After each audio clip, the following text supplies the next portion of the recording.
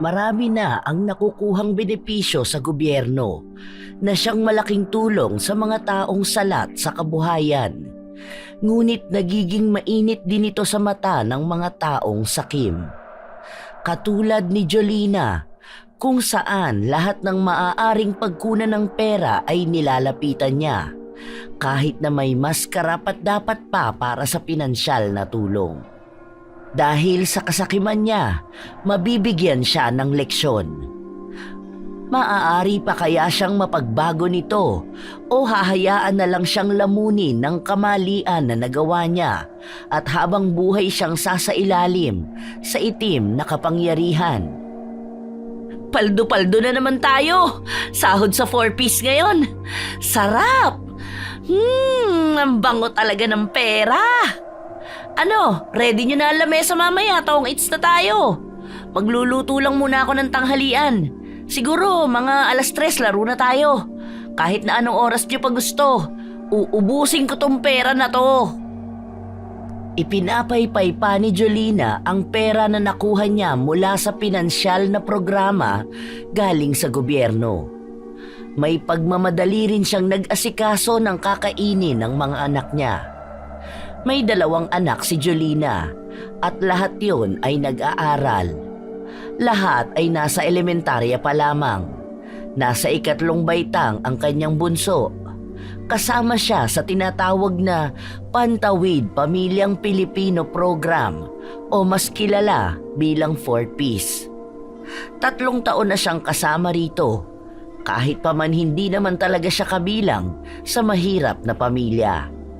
Ang asawa niya ay may magandang trabaho at tinutulungan siya ng mga kapatid niyang nasa ibang bansa. Kita naman sa kanyang bahay kung gaano kaganda ang estado ng kanyang buhay. Kaya kadalasan na ang perang nakukuha niya ay pinangsusugal niya o di kaya ay ginagastos lamang sa luho. Sustentado siya ng asawa, kaya kahit na minsan ay hindi naging problema sa kanya ang pera. O ano, game na? Nakapagluto naman ako ng pagkain para sa kanila eh. Kakain naman na yung mga yon pag uwi. Tara na, kahit hanggang bukas pa tayo matapos. Show money tayo ah. Baka yung iba dyan, wala namang panlaro, nakikisali rito. Ayoko pa naman yung nabibitin ako. Siguraduhin nyo lang na kaya nyo ako sabayan ha. Habang binabalasa ang baraha, biglang dumating ang pamangkin niya. Panganay na anak ng kuya niya na nasa ibang bansa. Dahil may kalapitan lang ang bahay ng pamangkin na si Julius, madalas na nasa bahay nila ito nakatambay, lalo na at wala rin siyang kapatid. Tita, kanina pa po kayo hinahanap ni Manang Cecil. Andito lang po pala kayo. Kanina pa po ako pabalik-balik sa bahay. Mabuti na lang at nagtanong po ako kung nasan kayo. Ay, ano ba naman yan, Julius? Sana sinabi mo na busy ako at marami akong inaasikaso. Hayaan mo siya. Ayoko mabadtrip at baka malasin lang ako sa pagsusugal ko. Umuwi ka na lang sa bahay. Kapag ando ng mga pinsan mo, sabihin mo na may merienda akong iniwan sa ref. Nakapagluto na rin naman ako ng ulam eh, kung sakaling gustong kumain ni Kira ng kanin. Ikaw rin, doon ka na sa bahay kumain, samahan mo muna sila. Bilisan mo na, umalis ka na rito. Huwag mo akong guluhin dito ah. Ang ganda-ganda pa naman ng laro namin. Sabi po kasi ni Manang Cecil, kung may pera na raw po ba kayo. Ang sabi niyo raw po kasi pauutangin niyo siya kapag nakapindot na kayo. May pindutan na raw po kanina, kasi nakasahod na ng 4-piece yung isang kapitbahay niya. Papuntahin ko po ba rito? Pabalik-balik na rin po yun kasi sa bahay kanina pang tanghali. Kawawa naman. Ang init pa naman.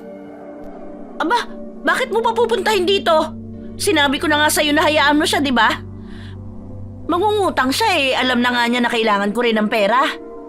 Hayaan mo siya. Matuto siyang maghanap ng kaperahan. Hindi yung kapag may kailangan siya, lalapit siya sa ibang tao. Kung sana ginagamit niya ang kukote niya, hindi puro bibig at pagpapaawa. Tanga-tanga kasi ng babae na yun eh. Kukupad-kupad sa bigaya ng ayuda. Nung nakaraan nagbibigay ng pera yung tumatakbong konsehal, hindi niya tinanggap. Ang gusto manindigan sa prinsipyo niyang hindi siya nagpapabayad ng boto. O ngayon, mamatay siya sa gutom. Ipansaing niya yung prinsipyo niya. Basta ako, wala akong pakialam sa kanila. Hanggat nakakakuha ko ng pera galing sa gobyerno, safe ako. Sige na, ibalasan nyo na yan. Ikaw Julius, umuwi ka na. Kapag hinanap ako ni Cecil, sabihin mo hindi mo alam. Huwag mo ako ituturo dito, ha? Kasi naman tita, naaawa na ako sa kanya. Ipambibili niya raw sana ng pagkain at gamot. Nakausap ko na raw kasi niya tungkol dyan sa utang. Isa pa, mas maawa ka sa sarili mo kapag hinagis ko sa'yo tong lamesa. Ayoko sa lahat yung nagbibigay ng malas kapag nasa sugalan ako. Napakamot na lang sa ulo ang binatilyo dahil hindi niya alam ang kanyang susundin. Pero sa huli ay wala rin naman siyang nagawa kundi bumalik sa bahay. Si Jolina naman ay tuwang-tuwa sa pagsusugal. Winawaldas ang perang hindi naman niya pinaghirapan. Inabot sila ng madaling araw bago umayaw ang mga kalaban niya. Bad trip ah. Talo ako ng 3,000. Nadaya ata ako ng mga yun. Nagkakampihan sila eh. Paano na kaya gagawin ko nito? Ay sakto, may listahan ng mga watcher bukas. Magkakaroon na naman ng bigayan ng pera. Maaga na lang ako mag-aasikaso para mauna ako sa pila. Magkano rin yun ah? Nasa 3K din yun. Umuwi si Jolina na tanging barya na lang ang laman ng bulsa. Para bang baliwala lang sa kanya ang pera na nilustay niya sa sugal dahil hindi naman talaga yon galing sa kanyang dugot pawis. Sa paglipas ng mga araw, palaging nangunguna si Jolina sa bigayan ng ayuda. Madalas ay nasa unahang listahan ang pangalan niya. Kahit na hindi siya magpunta, may naglilista na para sa kanya, lalo pat may kapit din siya sa barangay. Habang nagpapahinga sa loob ng bahay si Jolina, narinig niya ang sunod-sunod na pagkatok sa kanilang pinto. Aba, sandali lang naman! Bakit kailangan pang kumatok? Sa susunod tumawag na lang ah! Anong kailangan mo? Ate Jolina, makikisuyo lang sana ako. Mangungutang ka ba? Hindi ako nagpapautang eh. Ayoko ma-stress pagdating sa singilan. Pasensya na, subukan mo doon sa iba. Hindi naman po tungkol sa utang. Gusto ko lang sanang sabihin na baka pwedeng ako na lang ang pumalit sa pangalan ng asawa mo. Para dun po sa tupad. Kasi napansin ko na 3 pangalan ang nakalista. Yung sa'yo, sa asawa mo at sa kapatid mo. Pero wala naman dito yung kapatid mo. At hindi rin naman po magagawa ni Kuya Bong na maglinis kasi po may trabaho siya. Nagbabaka sakali lang po ako kasi kailangan din namin ng pera. Bakit ka ba nakikialam? Sinisilip mo ba ang mga nakukuha ng pamilya namin? Aba, para saan pa? Kasama ka ba doon sa mga inggit na inggit kaya hilig manira ng kapwa? Hindi naman po yun ang ibig kong sabihin. Nagbabaka sakali lang ako. Galing kasi ako sa barangay at may nakapagsabi sa akin na ganun nga ang nasa listahan. Medyo unfair naman sa part namin yun, kahit ito lang po sana. Kasi nasa 4-piece ka naman po eh. May iba pang mga bigayan na kasama ang pangalan ninyo. Hindi! Ayoko ipalis ang pangalan ng kapatid at ng asawa ko doon. Ang galing mo naman! Sino ka ba para pagbigyan ko? Gusto mo lang akong utakan eh. Aba Maria, matanda na ako para lamangan mo pa. Hindi ko nakasalanan kung hindi ka napasama sa listahan dahil siguro hindi ninyo deserve yon. Ang sugapa mo naman kung pati to gusto mo pang alisin sa akin. Mahiya ka naman. Ang punto ko po rito, hindi naman po kasi nakakapaglinis ang asawa nyo. Paano naman po siya pipirma doon? Baka masayang lang din. Kaya nga po ako nagpunta rito para sana maging maayos ang usapan natin. Huwag naman po kayong magalit. Ang ayos ko naman pong humarap sa inyo. Ako na ang bahala doon. Nakakasira ka ng araw, alam mo ba yun? Doon ka na nga. Ayoko nakikipag-usap sa mga ganyan, lalo na sa mga hampas lupa na gaya mo. Ang kitid pa ng utak, hindi makaunawa ng kapwa. Diyos ko po, patawarin talaga. Pabalagbag na isinarado ni Jolina ang pinto at bumalik sa kanina niyang pwesto. Sa paglipas ng mga araw, hindi siya tinitigilan ni Maria na pakiusapan. Ngunit ilang beses niya rin itong tinatanggihan. Pinagtatabuyan niya ito na para bang isang hayop na ayaw niyang makita.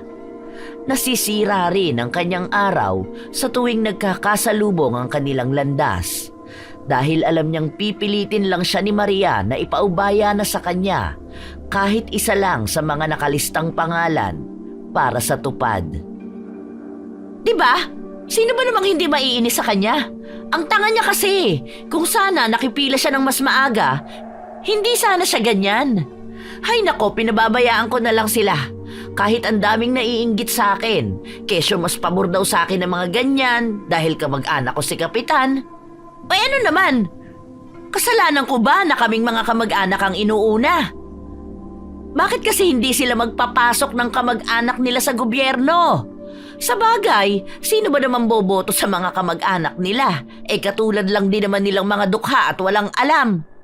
Hay, sumasakit lang ang ulo ko kapag iniisip ko. Pinakalma ng kumari niya si Jolina upang manahimik na ito sa pagsasalita dahil wala naman siyang ibang bukang bibig kundi puro Maria at pagyayabang sa mga ayuda niya. Maging sila ay nagsasaawa na sa kanya, ngunit tinitiis lang nila. Habang nasa labas sila ng bahay at nagpapahangin, napansin nilang palapit si Maria. Ilang hakbang pa ang layo niya, pero pinagsisigawan na siya ni Jolina. Ano? Kukulitin mo na naman ba ako? Tama na, please lang. Payout na namin, kaya manahimik ka na dyan sa kakakulit sa akin. Sa susunod kasi agapan mo, hindi yung para kang tood kung gumalaw. Gumamit ka nga ng utak at diskarte, ha? Bakit po kailangan niyo pang sumigaw? Wala naman po akong gagawin. Dadaan lang ako dahil pupunta ako sa tindahan. Sos, nagpapalusot ka pa. Alam ko naman na kukulitin mo na naman ako tungkol dyan sa tupad. Basta sinabi ko na sa'yong wala kang mapapala sa akin. Ang kapal naman ng mukha mo kung sa'yo ko ibibigay yun, kailangan namin ng pera. Kapag dating sa usaping pera, dapat wais ka. Hindi lahat ng tao madadaan mo dyan sa pagpapaawa mo. Makikiraan po muna. Sana tablang ka naman ng hiya, Maria. Hindi na kumibo pa si Maria dahil nakakaramdam siya ng panliliit. Maraming tao rin kasi ang nasa labas dahil naghihintay sila ng parating na ayuda. May mga hawak silang stab na mamaya lang din ay ibibigay nila sa mga opisyal ng barangay na magbibigay ng mga ayuda. Ano ba naman yan? Ang init-init na dito. Ang tagal pa magbigay ng mga yan. Hindi man lang inaayos sa mga trabaho nila. Oh, ayan na pala sila. Hoy, dito muna kayo! Unahin nyo na rito sa bahay ko at gusto ko nang pumasok sa loob. Napakainit dito sa labas. Pawis na ako. Hay, ang lagkit ko na kahit bagong ligo ako. Galing pa namang abroad ang lotion na gamit ko. Pinagsisigawan ni Jolina ang mga taong nagbibigay ng mga ayudang nakalagay sa isang bag. Ngunit hindi siya pinakinggan ng mga ito dahil mas inuna nilang lapitan ang mga madadaanan nila. Dahil doon ay mas nanggalaiti sa galit ang ginang hanggang sa lapitan na siya ng dalawang namamahagi ng ayuda. Ibinigay niya ang 8 stab. Ano ba?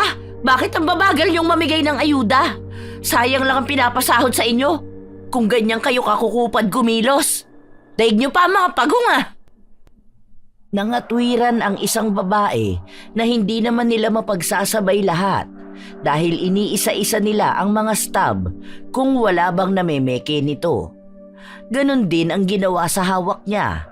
Nagtaka rin ang mga namamahagi ng ayuda dahil masyadong maraming stab ang hawak niya. Halata rin namang hindi ganon kalaking pamilya ang meron sa loob ng kanilang bahay.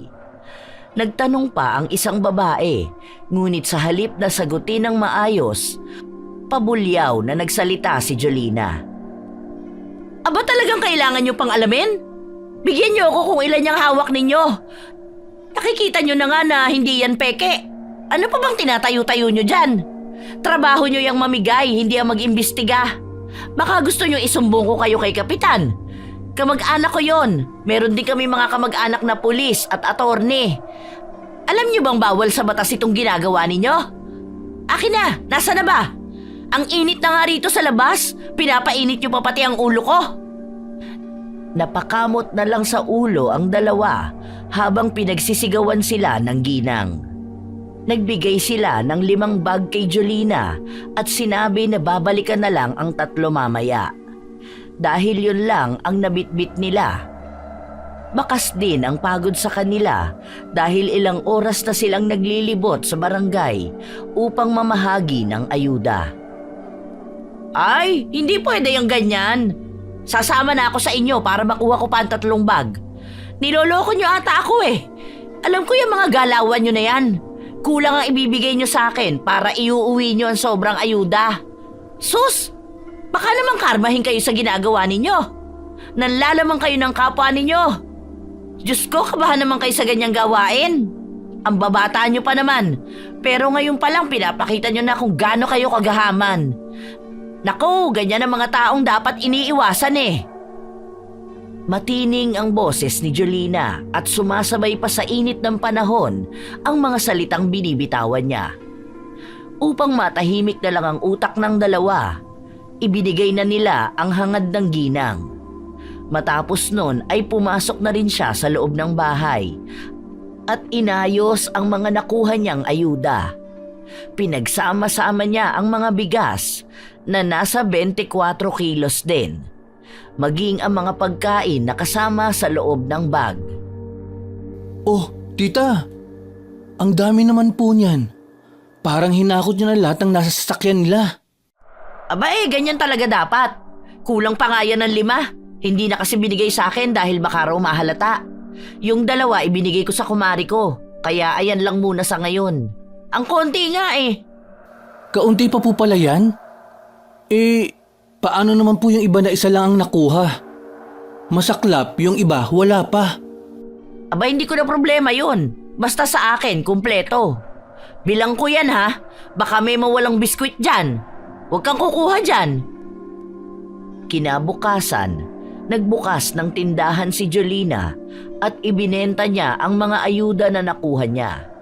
Sinalansan niya ang mga pagkain para madali lang itong makita ng mga bibili. Tita, bakit binibenta niyo po yan? Di ba dapat libre po yan kasi binigay yan ng gobyerno? Huwag mo nga akong pakialaman, bata ka. Hindi ito libre. Sa panahon ngayon, wala na ang libre. Pinaghirapan ko rin niyang kunin. Ang galing naman nila kung makakalibre sila. Kasi narinig ko po na may mga hindi nakakuha ng ayuda. Ibigay mo na lang po yan sa kanila. Katulad doon sa kaklase ko.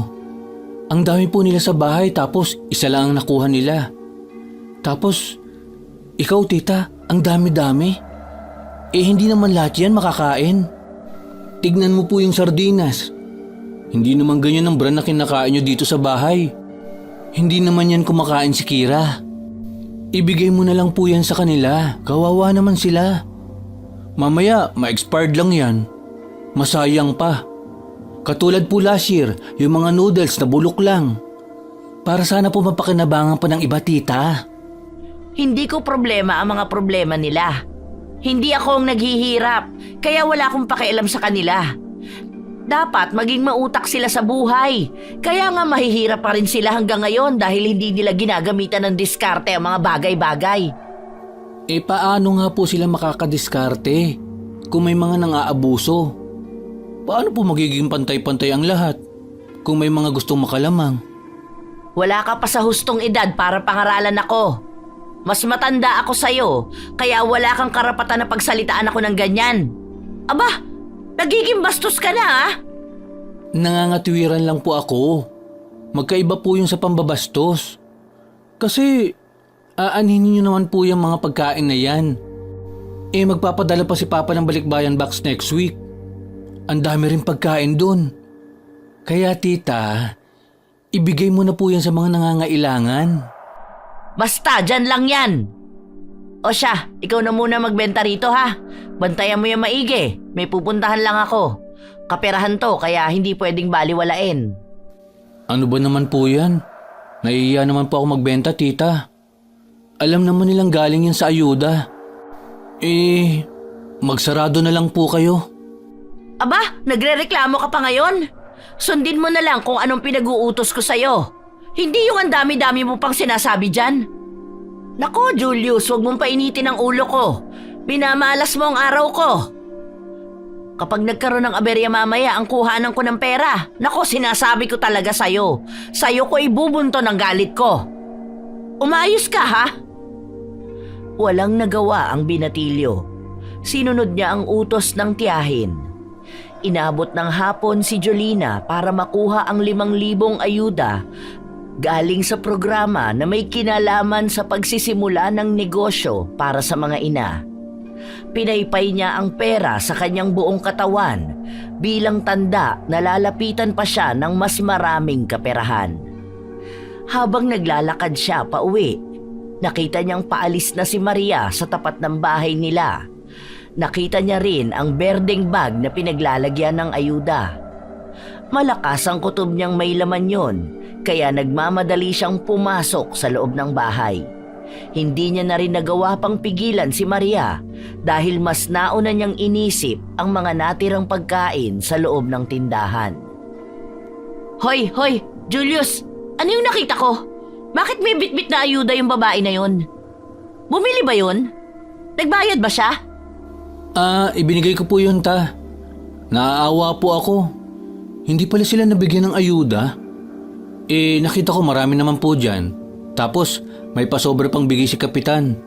Dinala niya po kanina rito. Kaya nagbahagi na lang po ako sa iba. Isa lang naman po yun. Hindi naman siguro malaking kawalan para sa inyo. Libre niyo lang din naman po nakuha yan. Ang tanga mo talaga! Nilulugi mo ang negosyo ko eh! Hala sige, kunin mo yung binigay mo sa babae na yon. Naku, talagang nakakagigil kang pagbantayin. Pinapaaral ka naman sana, pero ang bobo mong umintindi. Matanda ka na, Julius. Ano ba naman yan? Aray po, tita. Huwag niyo naman po akong kurutin. Nasasaktan po ako. Isusumbong ko po kayo kay Mami. Kahit magsumbong ka sa nanay mo, siya pa ang magagalit sa kabubuhan mo. Nakita mo ba? Ilang kilo rin ang nasa bag na yun. May mga kape at noodles pa. Magkano rin maibebenta yun? Tapos binigay mo lang ng ganon-ganon? Tita, hindi naman po kayo malulugi dahil hindi niyo naman po yung binili. Wala naman po kayong perang inilabas. At saka, may nakuha naman po kayong pera ngayon. Siguro naman po hindi kabawasan sa pagkatao niyo na magbigay naman kayo sa iba. Kabawasan yun! Hindi palaging kabutihan ang inaatupag, ha? Kung ganyan ka palagi, ikaw lang ang mauubos. Hindi na uso ang mapagbigay ngayon dahil ikaw ang pagsasamantalahan ng mga tao. Ang tanga talaga!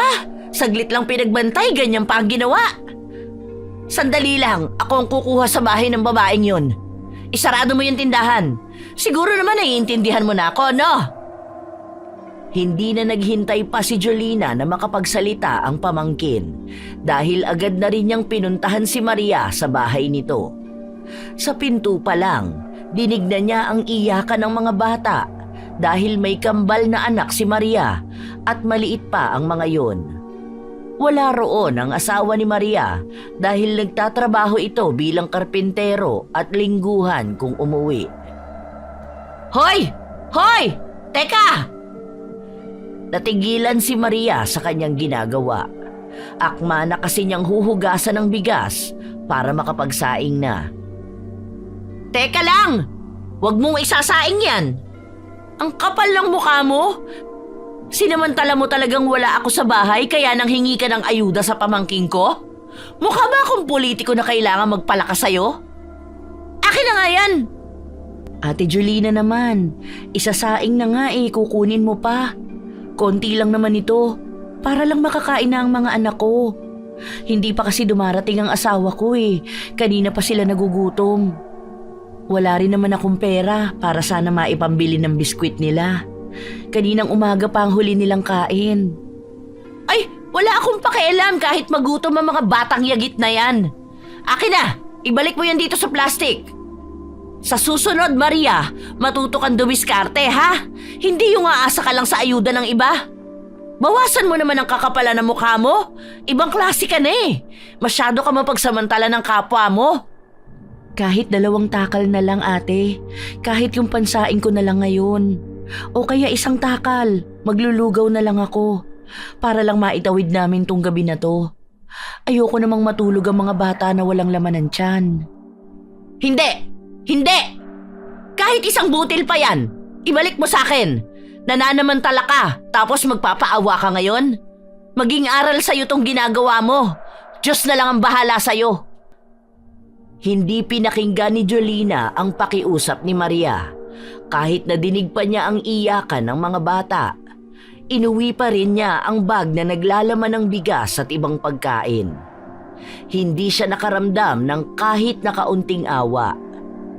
Nang makauwi siya sa bahay, pinagsabihan niya si Julius na wala siyang dapat na pakialaman sa mga ayuda at huwag na niyang uulitin ang pagbibigay sa ibang tao. Ay, grabe naman po kayo. Sana kahit yung bigas na lang na pangsaing ngayon ang binigay nyo. Tapos 1 sardinas. Para yun lang naman po. Tama lang yon.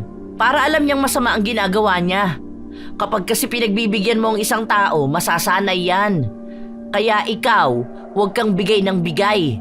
Sa susunod na may makita akong nabawas dyan dahil bilang ko lahat yan, maski butil ng bigas, alam ko kung may nabawas, talagang isusumbong kita sa nanay mo. Nagiging magnanakaw ka na. Tita, hindi po yung pagnanakaw. Namimigay lang po ako. Sasabihin ko rin naman po sa inyo yun eh. Kaso, inunan nyo na po ang galit. Tapos, ang nakakahiya pa, pinuntahan nyo pa siya sa bahay nila. Walang nakakahiya sa ginawa ko. Siya ang dapat na mahiya. Hindi siya dapat ganun umasta, kahit na nagugutom na ang pamilya niya. Alam niya kasi na mabait ka eh. Kaya sa'yo siya lumapit. Kung sa akin yan, baka mas masasakit na salita pa ang narinig niya. Yun na nga po eh. Kasi ganyan kayo magsalita. Tapos, hindi nyo rin naman tutulungan. Ay, gabi na, Julius. Bakit gusto mo pang maubos ang oras natin sa pagtatalo na to? Hindi ka naman mananalo dahil bata ka lang. Mas may alam ako sa'yo pagdating sa buhay, kaya manahimik ka dyan. Natapos ang gabi nila, na panay bunganga ni Jolina ang naririnig.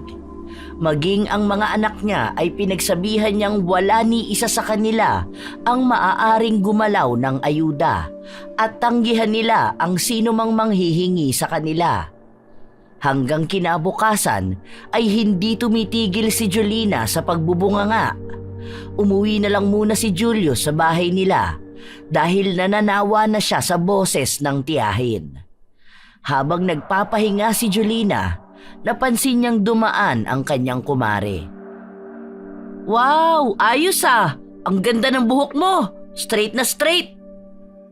Sinabi sa kanya ng kumare niya na kapapaayos niya lang ng buhok kaninang umaga. Nagbayad siya ng 300 pesos para sa treatment.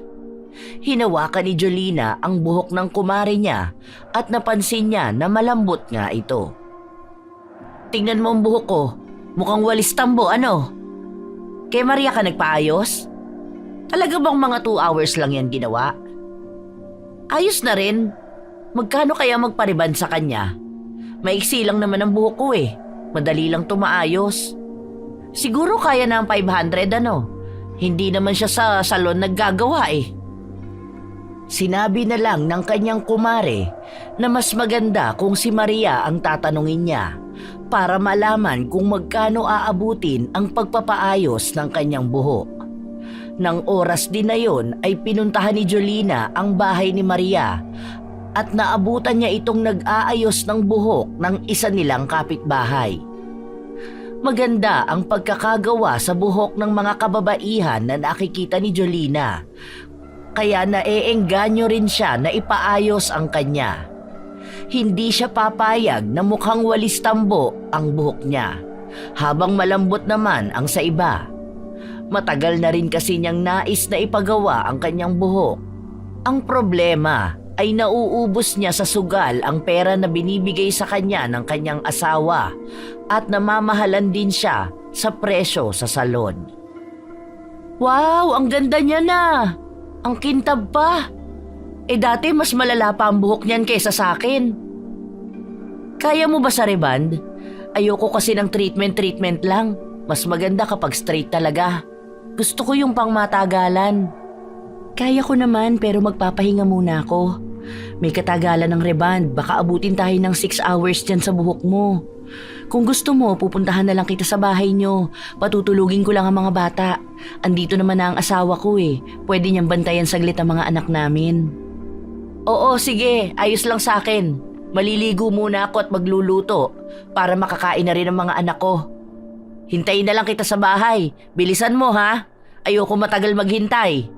Sige, pero huwag kang maglalagay ng conditioner sa buhok mo ha. Baka hindi tumalabang gamot. Masayang bumalik sa bahay nila si Jolina. Sakto namang matapos siyang maligo ay dumating na si Maria at inayos ang mga gamit na dala niya. May malalaking gamot na bitbit ito at ang iba pang kagamitan. Sigurado ka bang safe itong pang-reband mo? Hindi ba masusunog ang buhok ko? Naaalala ko pa mga kapitbahay namin nung dalaga pa lang ako. Nasusunog ang buhok nila dahil sa tapang ng gamot. Hindi naman siguro ganun ang mangyayari sa akin, ano? Matagal mo na ba tong ginagawa? Nagtrabaho ako noon sa isang salon, kaya alam ko to. Halos 5 taon din ako sa trabaho ko na yun. Ngayon na lang ulit ako nakapag-reband dahil wala akong gamit. Sakto, kanina dumating ang asawa ko, binigay daw ng amo niya yung mga blower at plancha, tapos iba pang mga gamot. May-ari kasi yun ng salon. Kaso balak na raw isarado. Yung dating salon nila ang inaayos ng asawa ko, gagawin na lang siyang coffee shop. Mabuti nga sa akin binigay ito eh. Paano yung kasama raw ng asawa ko, wala pa naman daw nobya. Kaya hindi niya alam kung sinong gagamit. Malaking tulong din ito sa akin para may pandagdag kabuhayan. Aba ayos, libre lang pala ang puhunan mo dyan. Tapos nagpapabayad ka sa iba? Grabe naman yun. Hindi ba dapat libre na lang din? Kasi bigay lang naman sa'yo yan. Hindi naman po kasi libre ang effort kasi nakakangawit din ang magplantsa at dapat eksperto din sa paghawak ng buhok para hindi maluto at masunog. Kaya hindi lang naman sa gamit nakadepende ang binabayaran ninyo. Kaya mura lang din po ang singil ko, parang pambayad lang din sa akin mismo. Para namang sinusumbat mo sa akin kung mapapagod ka. Trabaho mo yan, malamang.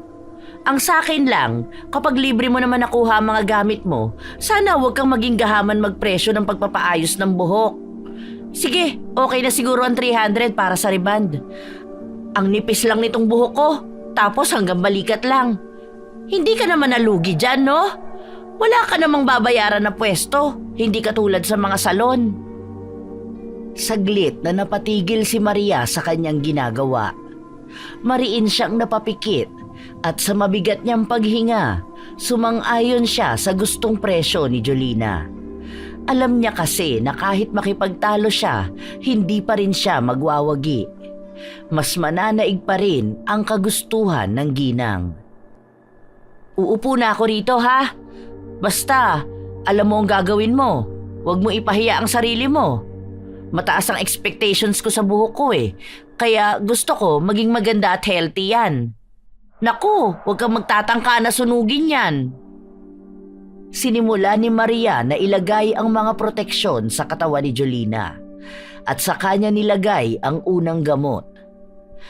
Habang pinababad nila ng 1 oras yon, panay ang tanong ni Jolina kung ayos na ba. Dahil natatakot siya na masobrahan ang pagbabad sa kanyang buhok. Panay ang tingin niya sa orasan at sa salamin.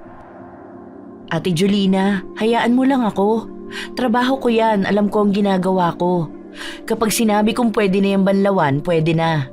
Pero sa ngayon, hayaan mo munang mababad yan. Hindi naman matapang ang ginawa ko dahil inayon ko lang sa texture ng buhok mo.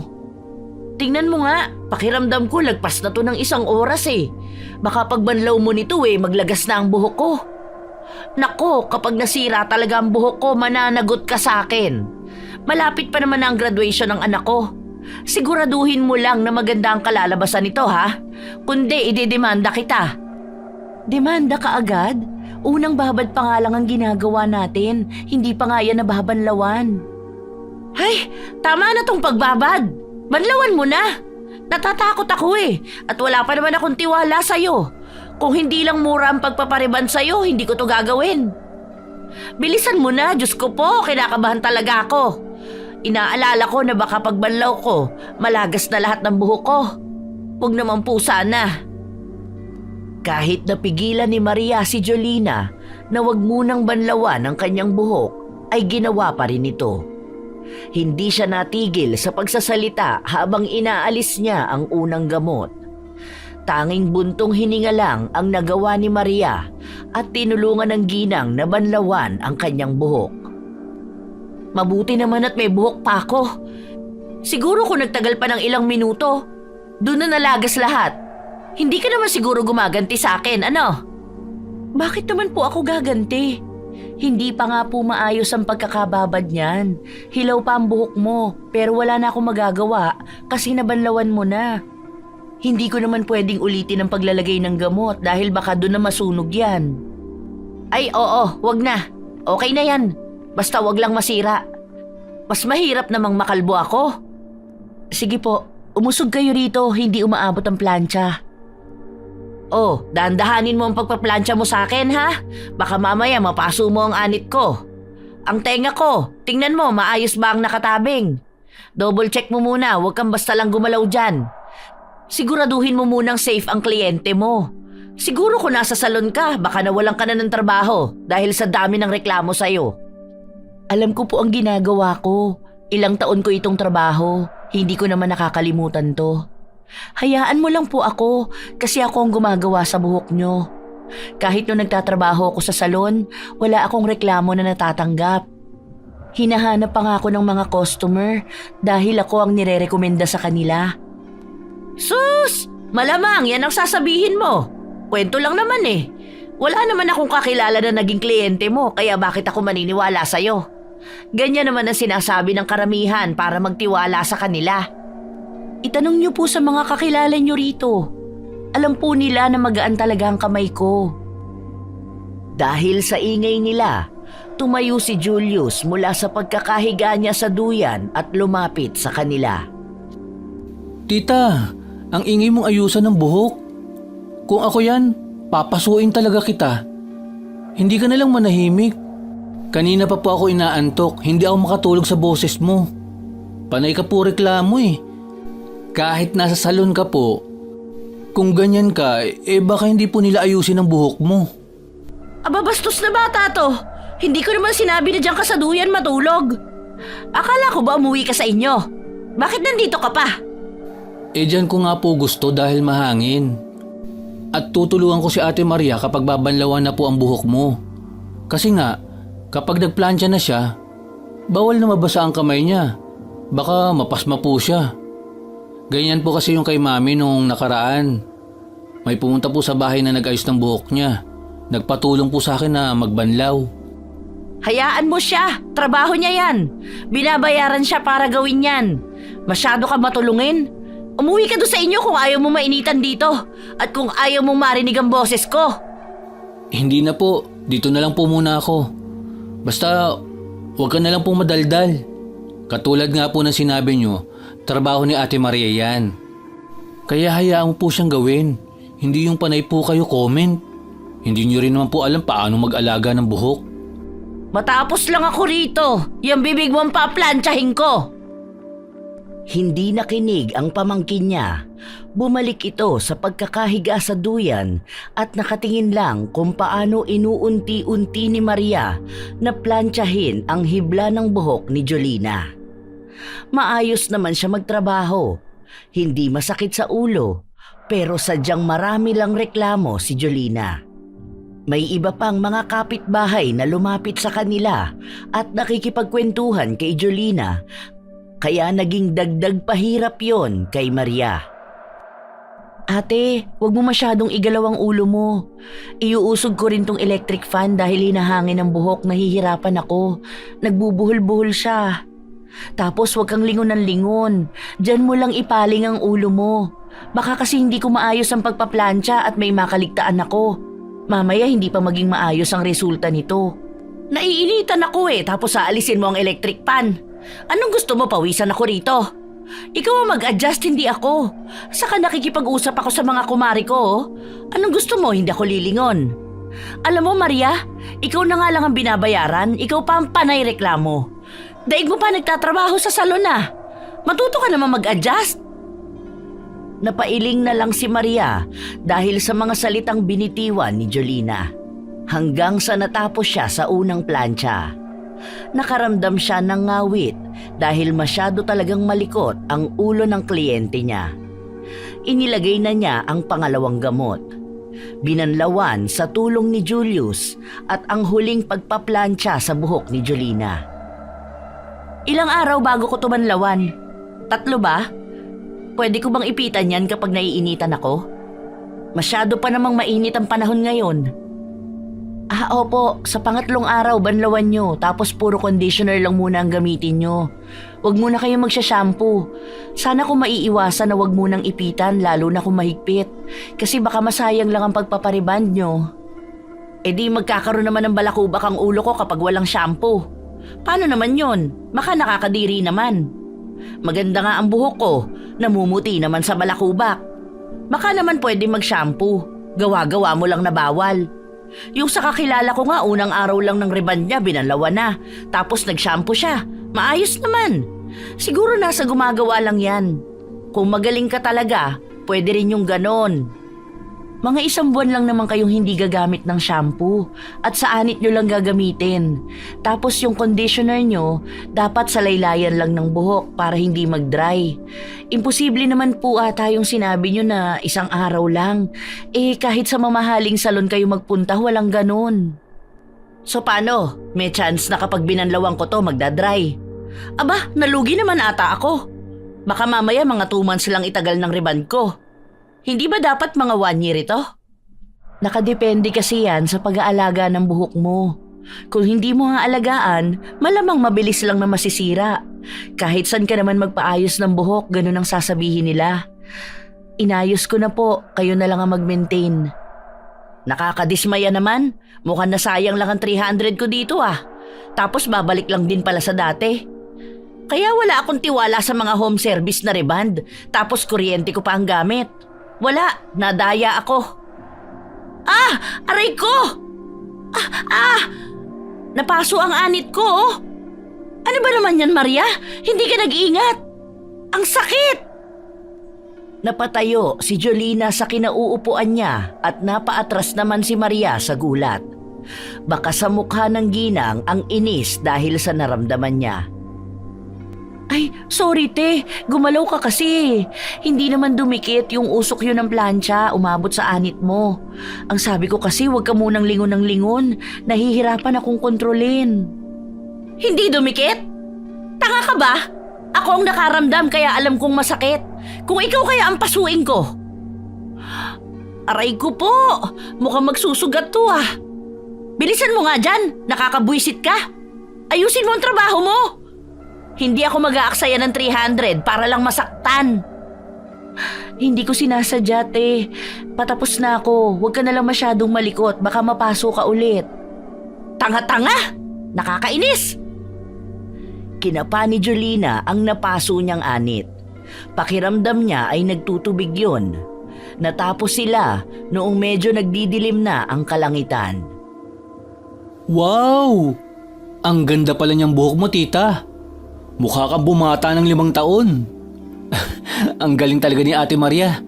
Deserve niyang may dagdag na bayad. Manahimik ka nga dyan, Julius. Paano ko dadagdagan ng bayad sa kanya? Pinaso niya nga ang anit ko. Ang sakit kaya? Eto, 250 na lang. Bayad mo pa sa pinangmerienda ko sa yung biskwit kanina. Tapos doon sa tubig na malamig. Galing sa rep yun, kaya gumastos ako ng kuryente. Tama na siguro yan. Pinaso mo rin ako at hindi pa sure kung maganda ang kalalabasan nitong reband ko. Kapag ito pangit after 3 days, ibalik mo yung binayad ko, ha? Grabe ka naman, tita. Hindi ka na naawa. Ilang oras niya yung ginawa, tapos babaratin mo pa. Wala ka naman makikita na kaya mag-reband ng ganyang kamura. Ang pangit pa ng buhok mo kanina. Mukhang walis tambo. Tapos ngayon, shiny na. Kawawa naman yung tao. Anong alam mo sa kawawa-kawawa na yan, Julius? Hindi naman niya binili ang mga gamit niya. Bakit, namuhunan ba siya? Baka naman karmahin siya kung mahal pa siya maningil. Kahit alam naman niyang bigay lang yung mga gamit niya. Sige nga, kapag ba nakatambay lang siya dyan, makakahagilap pa siya ng 250. Okay na to, te. Salamat. Alam ko, matutuwa ka sa kalalabasan ng buhok mo sa mga susunod na araw. Ibigay mo na lang din po yung mga biskwit doon sa loob. May mga pinadala po si daddy sa akin, di ba? Ayoko naman po nun eh. Ibigay mo na lang po para sa mga anak niya. Huwag mong pakialaman yon, ibebenta ko yon. Anong pamigay-pamigay? Nagbayad na nga ako, gusto mo pang dagdagan? Hindi na, salamat na lang. Okay na tong 250 sa akin, makakabili na rin to ng gatas. Aba talaga magpasalamat ka pa dahil binayaran pa kita. Umalis na rin kaagad si Maria at hindi na nilingon pa ang lokasyon ng bahay ni na Julina. Si Julius ay kanina pa nagsasabi sa kanyang tiyahin na sana ay naawa naman siya sa ginawa niya kay Maria. Ngunit pinagalitan lang siya at sinabi na masyado pa siyang bata kaya hindi niya pa alam ang mga nangyayari sa paligid. Hindi makakabuti sa kanya kapag palagi siyang mabait. Masasamantala lang ng mga taong katulad ni Maria ang kabutihan niya. Kinabukasan, walang nagbago sa sakit ng anit ni Julina. Halika nga rito, Julius. Tingnan mo nga tong ulo ko. Nagtutubig ano? Ang sakit eh. Opo. May butlig-butlig siya at may lumalabas na tubig. Ang baho naman ng ulo mo, tita. Kadiri. Ang arte nito? Baka amoy lang yun ng gamot kahapon. Hindi naman yung amoy ang pinapatingnan ko. Kung malala ba ang sugat? Hindi naman po amoy gamot yung baho. Amoy sugat po na hindi ko po maintindihan. Nakakasuka po. Agad na umiwas si Julius para kahit na paano ay makalayo sa naaamoy niya. Ang tiyahin naman niya ay nagalit sa kanya. Ang sakit talaga ng anit ko. Buwisit naman talaga oh. Sabi ko na nga ba napaso ni Maria ang anit ko tapos ang sasabihin niya na usok lang? Magkakaganito ba to kung usok lang? Kaya dapat talaga hindi ko na siya binayaran eh. Ang laki ng perwisyo na nagawa niya sa akin. Kumuha ka nga ng gamot doon at lagyan mo tong ulo ko. Ayoko po. Ang baho niyan. Umaalingasaw po eh. Baka masukahan ko lang po ang ulo niyo. Huwag ka mag-inerti dyan. Ano? Bakla ka ba? Ha? Kumuha ka na doon. Ang aga-aga pinapainit mo ulo ko. Hindi na nakatanggi pa si Julius. Sinunod niya ang utos ng kanyang tiyahin. Kumuha siya ng kapsulang gamot at ibinuhos niya ang laman nun sa nagtutubig na sugat sa ulo ng tiyahin. Habang kinakalat niya ang gamot, sumasalubong sa kanya ang kakaibang amoy ng sugat. At dahil katatapos lang kumain ng bata, naisukan niya ang mga kinain niya sa ulo ng kanyang tiyahin. Ay! Buwisit ka talaga, Julius! Bakit mo sinukahan ang ulo ko? Tanga mo talaga! Nakakadiri ka! Ano na gagawin ko ngayon? Maliligo ako kahit na hindi pa pwedeng basain ang buhok ko? Nakakainis! Sinabi ko naman po kasi sa inyo na hindi ko po kaya eh. Dahil sobrang baho po talaga. Nag-iinarte ka lang eh. Hay nako! Bakla ka talaga! Walang pagpipilian si Julina kundi ang maligo dahil puno ng suka ang kanyang ulo. Habang tumatama ang tubig sa kanyang anit, para bang nasusunog ito. Kaya mabilisan lang din siyang naligo upang palagyan ulit ng gamot ang ulo niya. Pero habang nagpapatuyo siya ng kanyang buhok, nakapa niya ang kanyang anit na may mga sugat pa. Hoy, halika nga rito, Julius. Tingnan mo nga ang ulo ko. Parang may nakakapa ako eh. Ayan. Parang may gumagapang. Tingnan mo, baka may naiwang dumi. Ayoko nga po, tita. Tawagin ko na lang po si Kira para siya ang tumingin dyan. Feeling ko po, masusuka po uli ako eh. Tumakbo si Julius para tawagin ang pinsan niya. Lumabas din naman kaagad si Kira ng kanyang kwarto at nilapitan ang ina. Nang unang hawi niya sa buhok ay napasigaw siya. Ano ba? Bakit ka ba sumisigaw, ha? Diyos ko naman, kayo mga kabataan masyadong maaarte. Pinasilip ni Kira ang pinsan sa ulo ng ina. Doon nalaman ni Julius kung bakit bigla na lang sumigaw ang pinsan. Yak! Ano yan, tita? May uod na lumalabas sa ulo mo. Maliliit lang siya as in. Nakakadiri naman yan. Ano bang pinagsasasabi mong bata ka? Bakit naman uuuri ng ulo ko? Baka sasuka mo yan kanina. Tanggalin mo nga. Sinubukan ng dalawa na tanggalin ang maliliit na uod. Ngunit mas dumodoble ang dami nito at dahil na rin sa mabahong amoy, ilang beses silang nasuka at hindi na nila ulit nilapitan ang ulo ni Jolina. Sa galit ng ginang, pinagalitan niya ang dalawang bata. Matapos nun ay sumugod siya sa bahay ni Maria para ireklamo ang nangyari sa kanyang anit. Alam mo ba nangyayari sa akin? Buwisit ka, halatang hindi ka marunong magreband. Nagkasugat lang ako. Dahil dyan sa 250 na yan, ang laking perwisyo mo sa akin. Kailangan ko pa magpunta ng doktor para lang maipagamot ko to. Sagutin mo ang gastusin ko, ha? Bakit kailangan kong sagutin? Hindi ba kaya mo naman na yan? Lalo na at ikaw rin naman na may kagagawan yan. Marami ka naman kamong napagkukuhanan ng pera. Lapit ka na lang sa mga ayuda o kaya mga politiko na nagbibigay ng medical assistance. At talagang namimiloso po ka pa? Siguro dahil sa inggit mo kaya mo ako ginanito. Ano? Sabi na pakitang tao lang yung murang serbisyo mo ng reband. Sana, karmahin ka dahil dyan sa masama mong ugali. Kung nakakarma ang mga taong may masasamang ugali, siguro dapat tanungin mo ang sarili mo kung kasama ka na ba sa mga nakakarma. Huwag mo isisi sa akin ang mga nangyayari sa'yo. Sige, maging masaya ka ngayon dahil sinasabi ko sa'yo, sa oras na maging maayos ako, gagantihan kita. Sa'yo na yan 250 na bayad ko para sa buhok kong sinira mo. Animal ka talaga!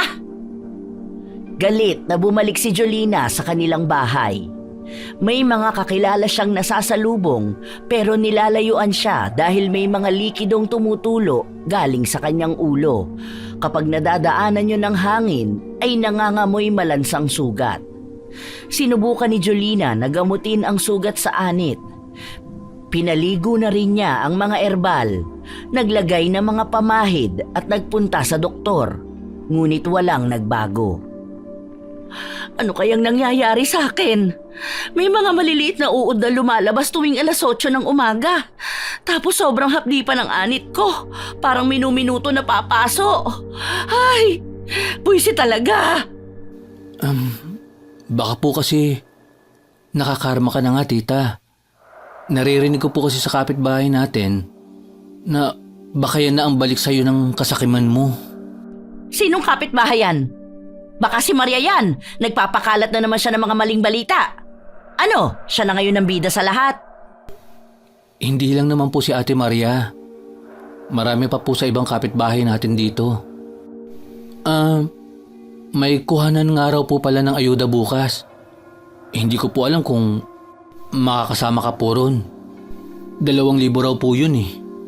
Bukas? Sino nagsabi? May listahan daw ba? Bakit wala man lang nagbabalita sa akin? Tingnan mo, mga sakim talaga sila. Dapat sila ang nakakarma hindi ako. Bakit nila tinatago sa akin na may bigayan ng pera bukas? Baka akala nila galing sa sarili nilang bulsa yon. Galing naman yun sa gobyerno. Hindi ka naman po makakasama doon. Dahil asawa ng mga mangingisda lang daw po ang mabibigyan. Hindi naman po mangingisda si Tito. Aba kahit na!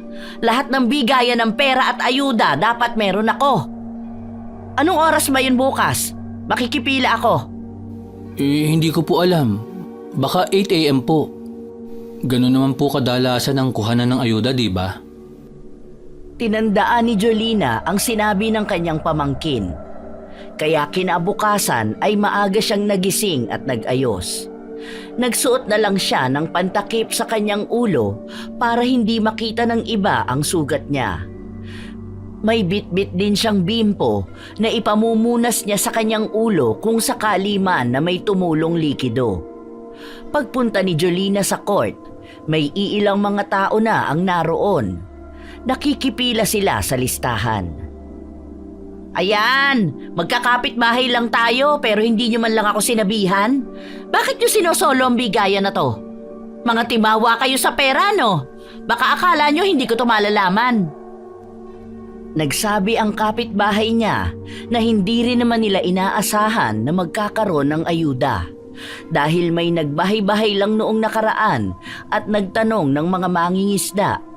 Nagpalista lang sila. Inirapan lang ni Jolina ang mga kakilala niyang nagsasalita at nagpunta siya sa isang lamesa kung saan naroon ang listahan ng mabibigyan ng pera. Bakit wala ang pangalan ko rito? Hindi pwede yon. Unfair to para sa akin. Nagtanong ang babae kung mangingisda ba ang asawa niya at sinabi ni Jolina na nung 1 linggo lang galing sa laot ang asawa niya, ngunit ngayon ay may ibang pinagkakaabalahan. May hinanap na mga papel ang babae, katulad ng ID o pangalan ng bangka na sinasampahan ng asawa niya. Ngunit walang maibigay si Jolina. Kaya pinatabi muna siya sa isang gilid dahil nahaharangan niya ang pila na hindi umuusad. Hindi patas tong ginagawa ninyo.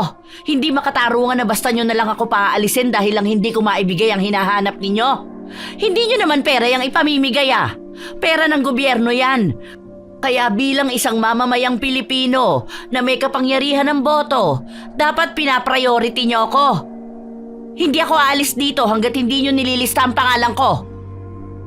Ipinaliwanag ng babae na kailangan nilang unahin ang mga nasa listahan dahil baka kapusin sila ng budget at hindi mabigyan ang iba.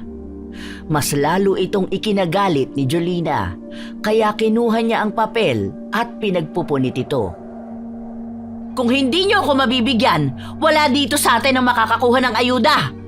Nanlalamang kayo ng tao Alam nyo sa mata ng Diyos, hindi maganda yung ginagawa ninyo. Pera ang sinasamba ninyo. Nagalit ang ibang mga nakapila dahil sa iskandalo na ginawa ni Jolina. Dahil sa halip daw na mapabilis lang ang proseso ng ayuda, pinatagal niya pa dahil lang sa pagpupumilit niyang makakuha siya. May mga kakilala siya na nagsabi sa kanya na marami na rin naman siyang nakuhang ayuda at kasali siya sa ibang benepisyo ng gobyerno na dapat ay para lamang sa mahihirap. Huwag kang makialam dito, Hindi naman sa'yo kumukuha ng pera para mag-comment ka ng ganyan sa akin. Hindi matutuloy ang bigayan ng ayuda kung hindi ninyo ako bibigyan. Sa inis ng isang babae ay itinulak niya si Jolina. Dahilan upang matumba ito at matanggal ang tabing na nasa ulo niya. Agad namang umihip ang malamig na hangin na siyang naging dahilan upang maamoy nila ang masangsang na amoy galing sa ulo ni Jolina. Ang OA niyo Bakit? Nababahuan ba kayo sa akin? Ganyan lang ang baho ng mga ugali ninyo. Mas nakakadiri pa nga kayo. Ang gaganid ninyo pagdating sa pera ng gobyerno.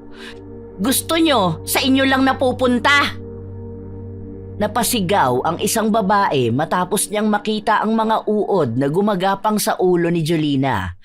Dahil doon ay napilitan ng mga opisyales na palabasin siya sa court. Kahit na anong pagwawala niya, hindi siya pinahihintulutan na makapasok sa loob at makapanggulo pa. Simula nang nangyari yon, naging tampulan na rin ng tsismis si Jolina. Naaapektuhan na ang pamilya nila, lalo na ang mga anak niya. Bakit hindi ka papasok? Ano gusto mong gawin? Maging tambay na lang habang buhay? Umiyak ang anak niya at sinabi na palagi siyang inaasar ng mga kaklase niya na buhay pa ang kanyang ina pero nilalamon na ng uod. Maging ang bunso niyang anak ay hindi na rin lumalabas ng bahay dahil naririnig niya lang palagi ang usapan tungkol sa kanyang ina. Habang lumilipas ang mga araw at ilang linggo, nanatiling ganoon ang kalagayan ni Jolina. Bumababa na rin ang kanyang timbang. Nawawala ng paunti-unti ang kabuhayan nila at kahit ang mga ayuda na dati ay palagi niyang inaabangan ay wala na. Nararanasan na niya ngayon ang buhay ng mga taong sinasabi niyang wala siyang pakialam. Ang problema ng iba ay siya ng problema niya ngayon. Tita, may nakuha po akong ayuda. Ito po isa. Ito yung utos sa akin ni Tito. May nagbigay raw ng isang stab sa inyo. Buwisit talaga? Sinasamantala ng mga walang hiya ang kalagayan ko. Bakit pa kasi nagkaganito ang buhok ko? Sa halip na maging maganda, naglalagas na ngayon. Nakakalbo na ako. Mas lalong nakikita ang nakakadiring sugat sa anit ko. Lahat talaga to kasalanan ng walang yang Maria na yun eh. Siguro, masaya na siya ngayon sa nakikita niyang kalagayan ko. Buwisit! Buwisit! Pinagsisipa ni Jolina ang mga gamit na nasa harapan niya. Sinubukan niya rin na magpunta sa doktor pero walang nagbabago sa sugat niya. Ayaw niyang gumastos ng mas malaki kaya hindi niya sinunod ang payo ng doktor na operahan ang kanyang ulo. May takot din siyang nararamdaman. Ilang buwan ang lumipas, bakasyon na ng mga bata at mas maraming kaganapan sa buhay nila. Ngunit palagi lang siyang nagtatago sa loob ng bahay. Paminsan ay nasa labas siya upang magpahangin, ngunit ang mga dating kumare kung ituring niya ay iniiwasan na rin siya. Napaka-aarte naman ng mga to. Akala mo naman kung sino sila? Kung nakakahawa lang sana tong sakit ko, lahat sila binigyan ko na. Kung makaiwas sa akin, akala mo kung sinong malilinis? Ngayon lang naman inuuod ang ulo dahil sa punyetang sugat na kagagawa ni Maria. Siguro expired na yung ginamit niyang gamot sa akin. Habang nakatambay siya sa labas ng bahay, nahagip ng kanyang mga mata si Maria na naglalakad at may bitbit itong bag. Ayun ang demonyita! Mukhang may mabibiktima na naman siya sa pagre-reband niya na yan. Nako po! Dapat sa ganyang kinukulong eh. Hindi na kailangan pang tawagin si Maria dahil kusang lumapit sa kanya ang babae. May ngisi pa sa labi nito habang pinagmamasdan ang halos makalbo ng ulo ni Jolina. Ang ganda ng buhok mo ngayon ah. Mukhang bilang na lang sa daliri kung ilan ang natitira. Gusto mo ba ng treatment? At talagang nagawa mo pang mang-ines ha? Natutuwa ka na yung kliyente mo nagkaganito ang buhok dahil sa'yo. Sana hindi na lang ako nagpareband sa'yo eh. Sana makakuha rin ng leksyon ng mga taong lalapit sa'yo. Mura ka nga maningil. Malaki naman ang magiging epekto sa isang tao. Sa katunayan, ikaw lang naman ang nagkaganyan. Tingnan mo nga ang mga buhok nila. Maaayos at magaganda naman. Baka naman kasi dahil hindi sa reband. Baka dahil sa masamang ugali mo. Wow! Ako masama ugali? Kailan pa naging masama ang ugali ko, Aber? Isipin mong maigi, dahil kung hindi masama ang ugali mo, sana may mga taong gustong tumulong sa'yo. Masyado ka kasing sakim, Ate Jolina. Gusto mo lahat ng bagay mapupunta sa'yo. Kailangan palagi kang lamang sa lahat. O, ayan, ikaw na ang lamang sa lahat. Sa'yo na lang napunta ang mga kamalasan sa buhay. Gusto mo ikaw palagi ang nangunguna at bida, hindi ba? Ngayon, nararanasan mo nang maging bida sa lahat. Ang sasaya ninyo ngayon, palibasa, mga timawa kayo sa ayuda. Yung dapat na sa akin, napupunta na sa inyo. Sige lang, magpakasaya lang kayo dahil kapag nakarecover ako, mababawi ko rin lahat yan. Sige, yung mga bigas na nakukuha ninyo, lamunin ninyo lahat yan. Kaya hindi ka gumagaling eh. Kasi yung ugali mo mas nauna pang nabulok kaysa sa ulo mo. Ay talaga, masama na ang tingin ninyo sa akin dahil halata namang naiinggit kayo sa akin noon. Kasi mas marami akong ayuda kaysa sa inyo. Kasalanan ko bang mas maagap ako kaysa sa inyo, ha? Siguro hindi sapat yung nararanasan mo para ma-realize mo ang mga bagay-bagay. Tama lang yan, panghabang buhay mo na lang yung pagdusahan. Dahil hanggat hindi nagbabago ang ugali mo, hindi magbabago ang kalagayan mo. Hindi na naghintay pa si Maria na makapagsalita ang kausap. Mas lalo lang nabubuo sa kanya ang galit. Si Jolina naman ay wala pa ring pakialam. Ngunit nang makaalis na si Maria, napasigaw siya dahil sa sobrang sakit ng anit niya. Julius! Julius! Halika rito, Julius! Ano pong nangyayari, tita? Bakit po kayo sumisigaw? Ha? Hala, ano pong nangyayari sa anit nyo? Grabe, ang lalaki at bubuong nana ang lumalabas. Parang sinusunog ang anit ko. Diyos ko po, ano bang nangyayari sa akin? Bakit ba ganito? Humingi ka ng tulong, hindi ko na to kaya. Agad na itinakbo ni Julius ang tiyahin sa ospital upang maagapan ang sakit na nararamdaman. May ginawa ang mga doktor sa kanyang sugat. Tinurukan din siya ng mga gamot. Ngunit lahat yon ay inilabas lang din ng tubig na galing sa kanyang anit. Hindi na napigilan ni Jolina ang maiyak dahil walang kahit na anong bagay ang kayang magpagaling sa kanya. Pakiramdam niya ay unti-unti na rin siyang nilalamon ng kamatayan. Ngunit pinahihirapan muna siya. Simula noon, hindi na nawala ang sakit sa kanyang anit kahit na lumipas ang ilang linggo. Nakaratay na lang siya sa kanyang higaan, hindi na niya magawang makatayo.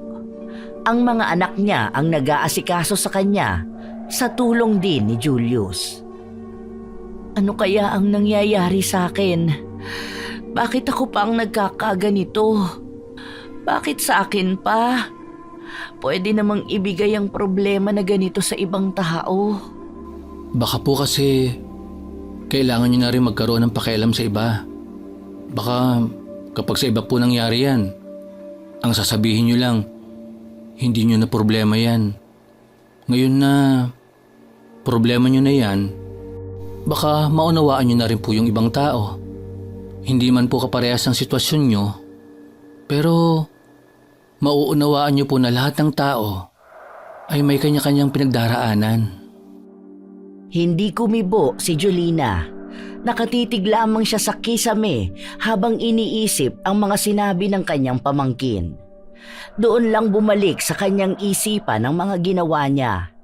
Hindi niya mawari kung paanong sa ganitong kalagayan niya pa mapagtatanto na siya ang tunay na naging sakim. Wala siyang pakialam sa paghihirap ng iba, basta siya ay masaya. Sa paglipas ng mga araw, naubos na ng tuluyan ang buhok ni Jolina. Ngunit walang nagbabago sa mga sugat niya. Pinapaliguan na siya ng pinakulong erbal. May mga pinapahid din na galing sa doktor. Ngunit mas lalo lang lumalala. Kahit na ano pang gawin niyang paggagamot, mas nagiging masakit sa pakiramdam. Tita, may pindutan daw po ng 4-piece ngayon. Ako na lang po ba ang pipindot? Nasaan po ba ang ATM? Huwag mo na munang pakialaman yan. Hindi ko yun kukunin dahil ipapalipat ko na lang yun sa pangalan ni Maria. Oh? Bakit naman po? Bigla naman po kayong bumait. Baka mamamatay ka na po. Nagtataka lang po ako. Kasi kapag pindutan na ganyan, mas nangunguna ka pa po. Ay madalas nga po sumisingit ka pa sa pila para lang makauna ka. Tapos ngayon, bigla mo na lang naisip na ipamigay sa iba? Parang hindi na po ikaw yan. Hindi ba pwedeng gusto ko na ring magbago? Kapag masama ako, ang dami mong sinasabi. Kapag nagiging mabuti ako, ang dami mong pa ring komento.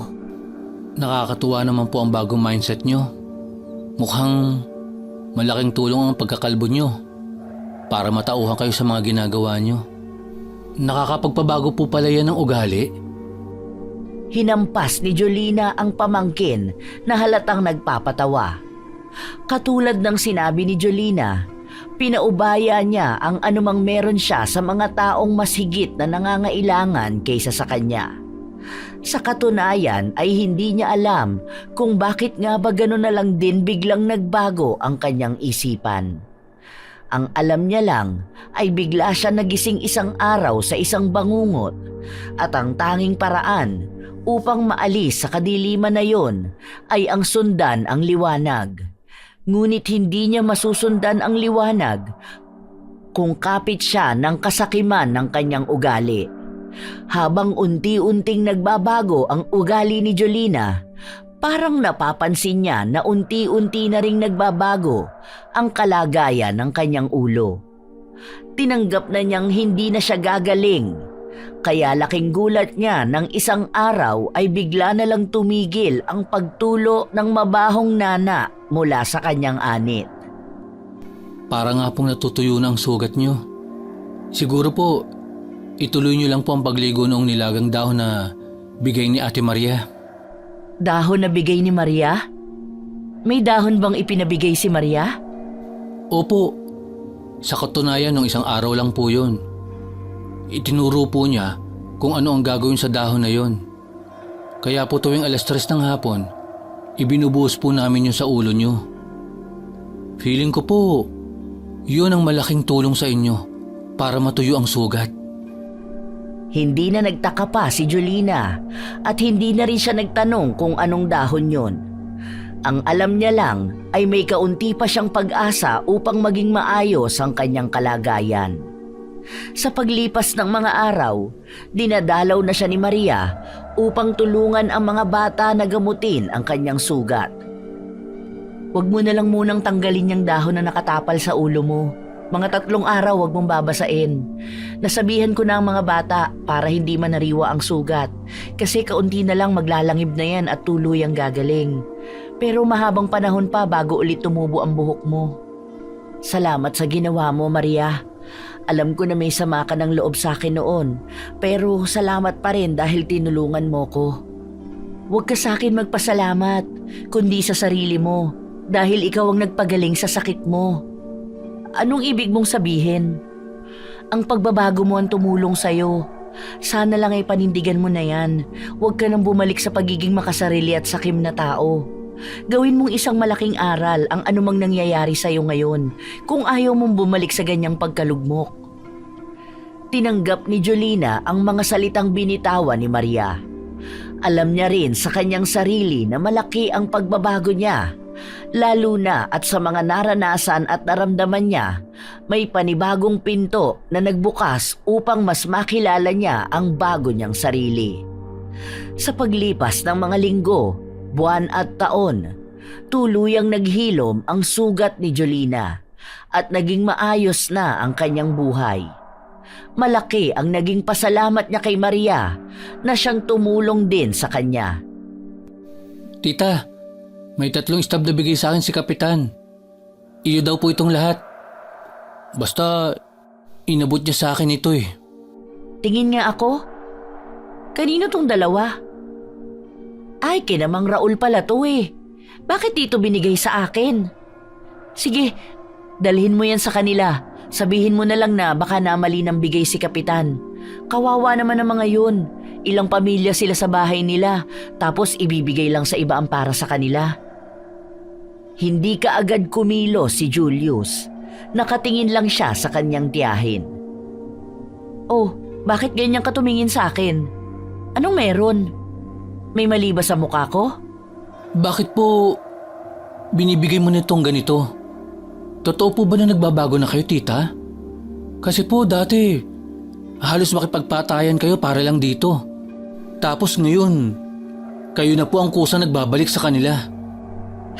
Ikaw talagang bata ka. Matagal na akong nagbago. Hindi naman yan magiging kabawasan sa akin. Kung para sa akin, simpleng bagay lang yan. Alam kong sa iba malaking tulong yan.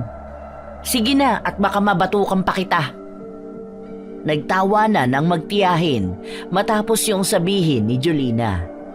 Umalis na rin naman kaagad si Julius upang sundin ang utos ng tiyahin. Hay, napakagaan naman sa pakiramdam nito. Hindi ko alam na ganito pala kagaan sa dibdib kapag alam mong may nagbabago sa sarili mo. Alam kong marami pa akong dapat na malaman tungkol sa sarili ko at sa buhay ko. Ang mahalaga ngayon ay nagkakaroon na rin ako ng pakialam sa kapwa ko.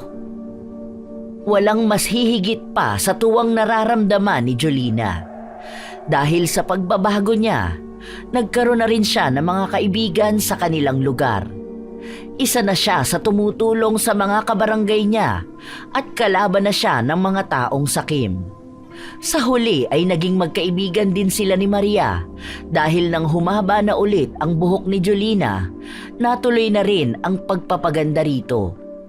Inisip na lang ng ginang na ang mga nangyari sa kanya ay maaaring isang pagsubok sa buhay niya upang imulat siya sa isang bagong pananaw na makakatulong sa kanyang sarili at komunidad.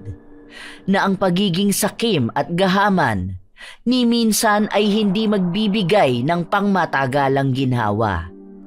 Maluwag sa kanyang kalooban na tinanggap ang pagtatantong mas masaya pa ring maging patas sa mundong walang nakatataas.